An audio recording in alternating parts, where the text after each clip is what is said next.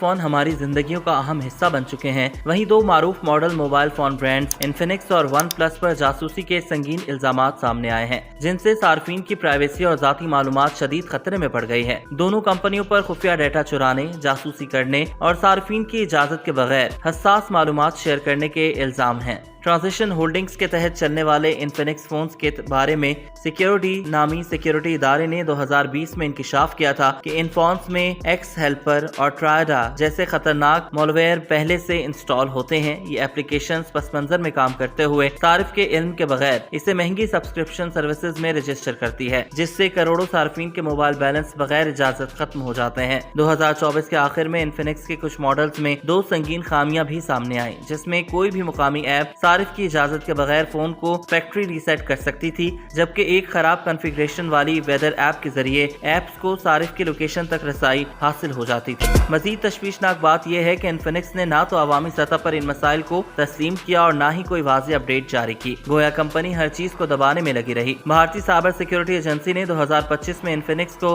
High risk vendors کی فہرست میں شامل کیا، جہاں صارفین کی شکایات میں مسلسل اضافہ ہو رہا ہے، جن میں بلا وجہ ڈیٹا خرچ ہونا، ناقابل حذف اشتہارات اور system level per spy where جیسے فیچرز شامل ہیں۔ اب بات کرتے ہیں ون پلس موبائل فون کی۔ فلیگ شپ کلر کے نام سے مشہور ون پلس نے 2017 میں صارفین کی اجازت کے بغیر IMEI نمبرز، میک ایڈریسز اور ایپ کے استعمال کی تفصیلات جمع کرنے کا اعتراف کیا۔ ساتھ ہی کمپنی کے فونز میں ایک خفیہ ایپ انجینئر موڈ پائی گئی، جس کے ذریعے کوئی بھی شخص فزیکل رسائی حاصل کر کے پورے فون پر کنٹرول حاصل کر سکتا تھا۔ 2025 میں امریکی قانون سازوں نے ون پلس پر الزام عائد کیا تھا کہ اس کے فونز چپکے سے صارفین کا اسکرین ڈیٹا اور دیگر معلومات چین کے سرورز کو بھیجتے ہیں۔ سائبر سیکیورٹی ماہرین خبردار کرتے ہیں کہ یہ خاموش نگرانی کسی بھی صارف کی ذاتی معلومات کو سنگین خطرے میں ڈال سکتی ہے۔ اس کے علاوہ ون پلس 2018 اور 19 میں دو بڑے ڈیٹا لیکس کا بھی شکار ہوا، جس میں ہزاروں صارفین کے نام، ای میل اور پتے افشاں ہوئے۔ اگرچہ ZTE پر براہ راست نجی معلومات چرانے کا الزام نہیں، مگر یہ کمپنی امریکی اور یورپی یونین میں پہلے ہی ممنوع ہے، کیونکہ اس پر چینی حکومت کو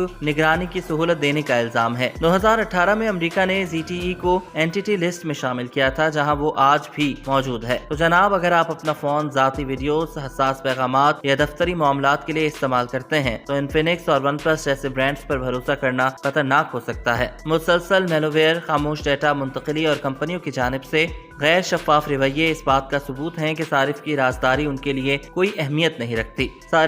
صرف ان برانڈز پر بھروسہ کریں جن کا پرائیویسی کا ٹریک ریکارڈ واضح اور محفوظ ہو، جیسے گوگل پکسل، ایپل یا سیمسنگ۔ اس کے علاوہ اپنے موبائل فون کو باقاعدہ اپڈیٹ کریں، نامعلوم یا مشتبہ ایپ سے بچیں، اور اگر تکنیکی مہارت رکھتے ہیں تو کسٹم رومز پر غور کریں۔ یاد رکھیں، آپ کا سستا فون کل کی سب سے بڑی اور مہنگی غلطی ثابت ہو سکتا ہے۔